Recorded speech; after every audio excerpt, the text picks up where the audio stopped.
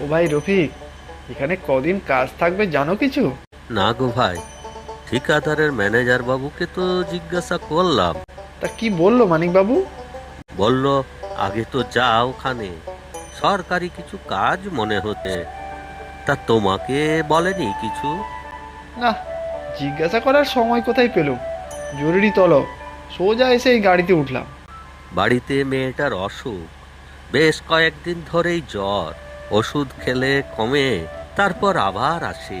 তা একবার শহরের হসপিটালে নিয়ে গেলেই তো পারতে। সে তো ভাবছিলুম, মানিকবাবু আর সময় দিল কোথা। না বলার উপায় কি আর আছে?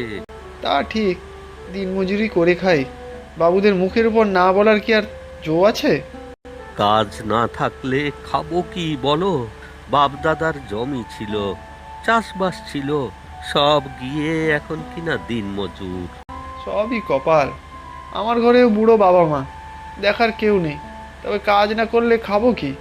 বাপ দাদার জমানো তো কিছু নেই যে তা ভাঙিয়ে খাবো। ম্যানেজার বাবুকে বলবো, দেখি যদি মাঝে একদিন গিয়ে মেয়েটাকে একবার দেখে আসতে পারি। এই যে ম্যানেজার বাবু, কি যেন নাম আপনার? আগে মানিক, মানিক ঘোষ। শুনুন মানিক বাবু, কাজটা অনেক কষ্টে বাগিয়েছি। এদিক ওদিক ঘোরাঘুরি, তদবির, টাকা পয়সা দেওয়া কিছুই বাদ দেইনি। এবারে কাজটা তাড়াতাড়ি শেষ করুন, না হলে মেলা টাকা বাকি পড়ে থাকবে। সে আমি সব চেষ্টা করব যথাসম্ভব তাড়াতাড়ি কাজ শেষ করার। তবে দেখবেন কাজ যেন ভালো হয়। মালপত্র যতটা যা দেওয়া যায়, একেবারে ভুসো মাল দিলে তো দুদিনেই ব্রিজ ভেঙে পড়বে। না না, সে চিন্তা করবেন না। মালপত্র মোটামুটি ঠিকঠাকই দেব। তবে কি না, তাতে আপনার মুনাফা হয়তো কিছু কম হবে। দেখুন মানিকবাবু, আপনি তো শুনেছি এই লাইনে বহুদিন আছেন। আপনাকেও কি সব কিছু বলে দিতে হবে নাকি? এই বিশু চৌধুরী দান খয়ারিতে করার জন্য ব্যবসা করে না, মুনাফা চাই, বুঝলেন? মোটা মুনাফা।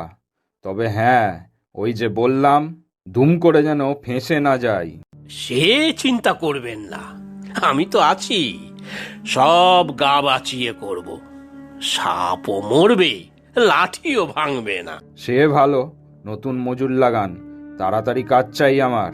আজই নতুন মজুররা সব আসবে। বেশিরভাগই আমার পুরনো লোক। যেমন বলবো দেখবেন তেমনটি কাজ করবে।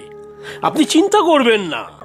আমার আর চিন্তা কি, এটা হয়ে গেলে আবার নতুন কাজ ধরতে হবে। যত কাজ তত টাকা। হা হা হা।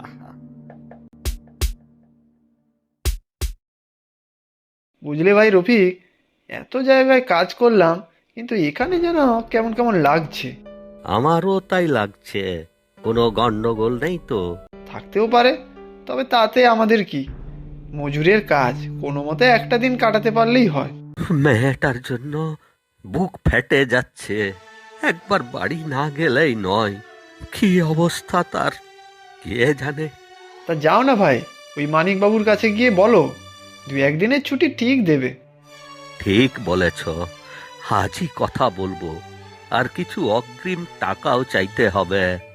বাড়ি ফিরে মেয়েটার জন্য ওষুধপত্র সব কিনতে হতে পারে। ওই তো মানিকবাবু এই দিকেই তো আসছেন। এই, তোদের এত গল্প কিসের? হ্যাঁ, কাজকর্ম ঠিকঠাক করে না করে শুধু আড্ডা আর আড্ডা। দুটো দিন ছুটি দেন না কর্তা, একবার দেখে আসি।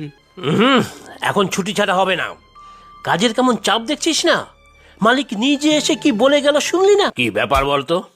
তোর সেই জুরিদার কই? এত বেলা হয়ে গেল এখনো কাজে দেখছি না তো। ও তো এতক্ষণ এখানেই ছিল কর্তা। এই একটু আগে ওই মাটি ফেলার জায়গায় গেল। ওখানে লোক কম কি না?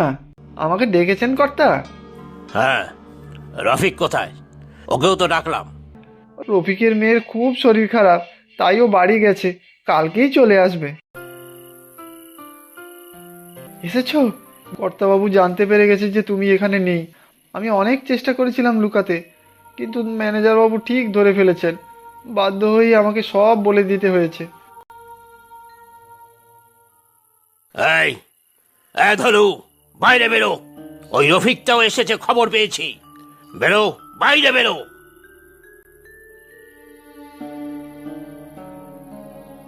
কিরে, কি ভেবেছিলিস আমার চোখে ফাঁকি দিবি রফিক? এত সাহস তোর? ক্ষমা ক্ষমা করে দিন কর্তা, আর হবে না। তোর এত বড় সাহস যে আমাকে তুই না বলে চলে গেছিলিস? আহা, আমার কথাটা একবার শুনুন কর্তা। তোর কোনো কথা শুনতে চাই না। এক্ষুনি এখান থেকে বেরিয়ে যাবি, তোকে কাজে আর রাখবো না। দয়া দয়া করুন কর্তা, আর হবে না কর্তা। বেরো, বেরো বলছি, দূর হ। হ্যালো, হ্যালো, কে? হ্যাঁ, বলো বলো। কি বলছো? খুকুর সাংঘাতিক জ্বর, ও হসপিটালে নিয়ে যেতে হয়েছিল, রক্ত দিতে লেগেছে। কি কি বলছো? কি কি কে ছিল? কে হসপিটালে নিয়ে গিয়েছে? রফিক? সত্যি বলছো তুমি? রফিক ছিল? রফিক, তুই তুই আমার মেয়েকে রক্ত দিয়েছিস? কাঁদবেন না কর্তা, কাঁদবেন না। আমি বাড়ি গিয়ে দেখি আমার মেয়ে ভালোই আছে। শুনলাম আপনার মেয়ের জ্বর কমছে না, ডাক্তার বলেছেন ডেঙ্গু, তৎক্ষণাৎ হাসপাতালে নিয়ে যেতে। তাই আমি নিয়ে গেলাম, পরে বলল রক্ত দিতে হবে, তাই আপনাকে না জানিয়েই রক্ত দিলাম। আমার মেয়ে এখন কেমন আছে রে? ভালো আছে কর্তা, ভালো আছে। আপনাকে ফোনে না পেয়ে আমি আর দেরি না করে হাসপাতালে নিয়ে গেলাম। আমাকে ক্ষমা করে দে রে রফিক, না জেনে বুঝে তোকে অনেক কাজে বাজে কথা বলেছি। সত্যি রে, পয়সা রোজগারের লোভে আমি মানুষ থেকে অমানুষ হয়ে গিয়েছিলাম। ওরে ধরুয়ার রফিক, আর কোনোদিন আমি কারোর সাথে অন্যায় করব না রে।